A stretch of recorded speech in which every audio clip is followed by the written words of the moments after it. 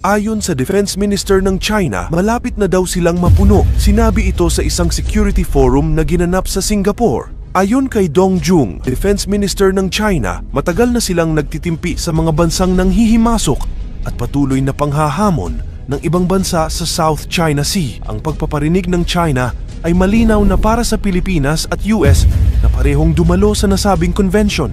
In the eyes of the international community, some of your Philippines behavior in recent times, it now sounds like you really consider other parties' comfort level.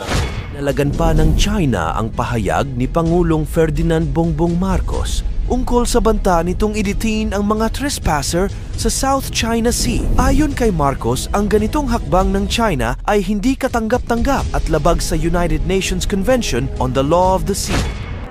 Sumusobra na talaga ang China Coast Guard. Mariing tinututulan ng Pilipinas ang paglalabas ng Ministry of Natural Resources of the People's Republic of China ng 2023 version nito ng Standard Map dahil sa pagsama nito ng 9-dash line na ngayon ay ginawa ng 10-dash line na nagpapakita ng halos kabuuan ng pinagtatalunang karagatan. Bilang tugon sa 10-dash line map ng South China Sea ng China, maglalabas ng bagong mapa ang Pilipinas na sumasalamin sa legalidad ng maritime domain at territorial sovereignty ng bansa sa pinag-aagawang teritoryo alinsunod sa United Nations Convention on the Law of the Sea or UNCLOS. Nananawagan ang Pilipinas sa China na kumilos ng responsable at tumalima sa mga obligasyon nito sa ilalim ng UNCLOS at sa pinal at umiiral na 2016 Arbitral Award.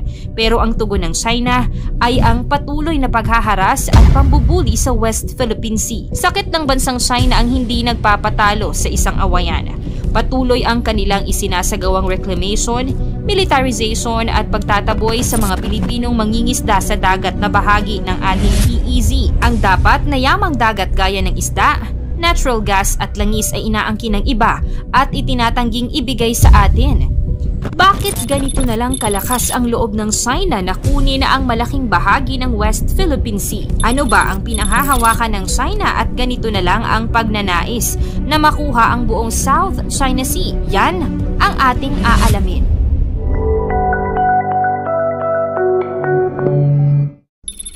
Hindi ganap ang sovereign rights ng Pilipinas sa West Philippine Sea. Sovereign rights ang nagbibigay sa isang bansa ng malawakang otonomiya at kapangyarihan sa loob ng kanilang sariling mga teritoryo. Pero sa usapin ng West Philippine Sea, limitado o hindi ganap ang ating karapatan dahil sa iba't ibang dahilan. Una, inaangkin ng China ang mga bahagi ng West Philippine Sea na hindi bahagi ng kanilang EEZ sa pamamagitan ng pagpapalakas ng kanilang militar na presensya, pagpapatayo ng mga infrastruktura at iba pang aktibidad sa mga isla at bahagi ng karagatan na bahagi ng EEZ ng Pilipinas. Pangalawa, ang Pilipinas ay may limitadong kakayahan para ipatupad ang kanilang sovereign rights. Halimbawa narito ang kakulangan sa maritime surveillance at law enforcement assets. At panghuli, patuloy ang international tension sa teritoryong ito, kaya nanganganib na masawalang bahala ang karapatan ng Pilipinas sa karagatang ito. Paninindigan ng historic rights ng China. Kasaysayan naman ang batayan ng China sa pag-angkin ng teritoryong ito.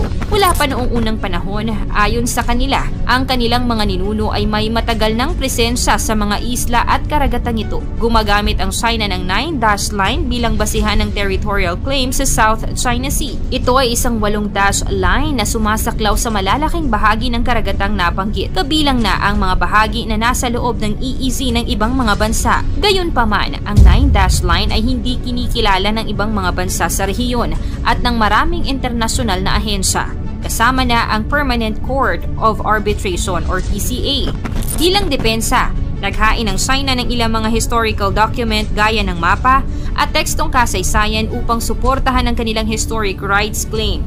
Gayunpaman, nananatili itong kontrobersya at patuloy na pinag-aaralan. Malakas ang kaalyadong bansa ng China.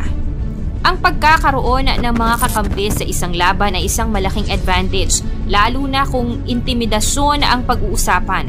Ang China at Russia ay nagkaroon ng mas malapit na ugnayan sa mga nakaraang taon, partikular na sa aspeto ng seguridad at ekonomiya.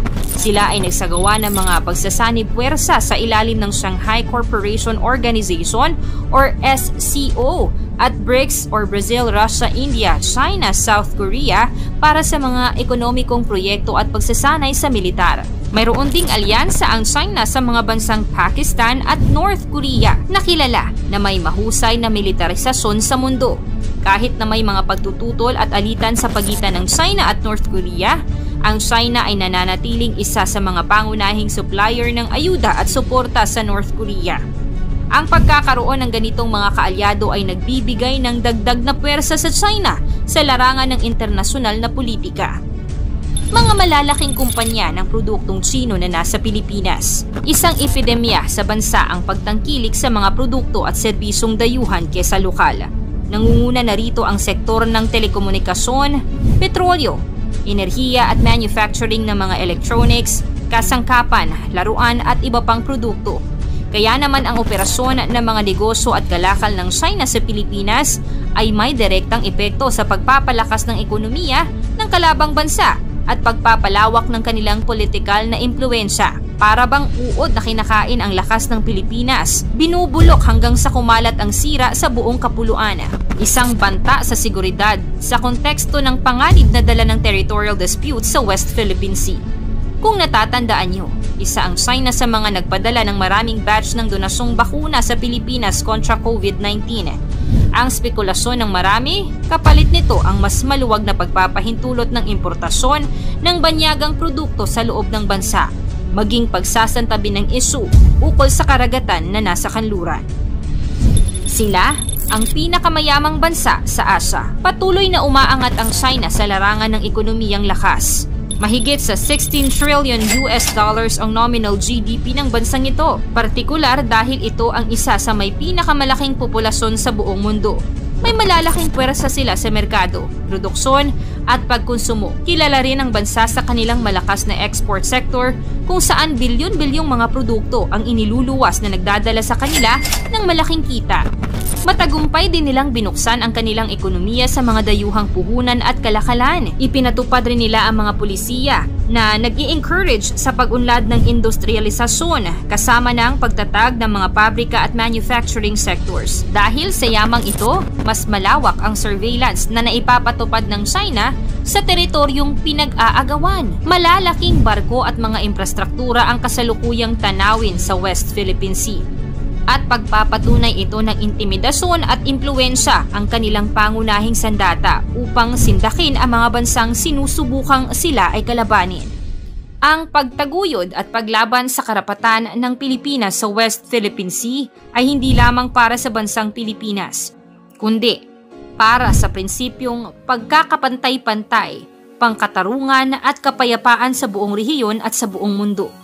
Ito ay isang pagsusumika para mapanatili ang patakaran ng internasyonal na batas at kaayusan sa mga karagatan nang may respeto sa kani-kanilang teritoryo at may pagtanaw sa mapayapang solusyon. Anong masasabi mo sa hakbang ng ating pamahalaan sa West Philippine Sea? I-komento mo naman ito sa ibaba. Paki-like ng ating video, i-share mo na rin sa iba. Salamat at God bless!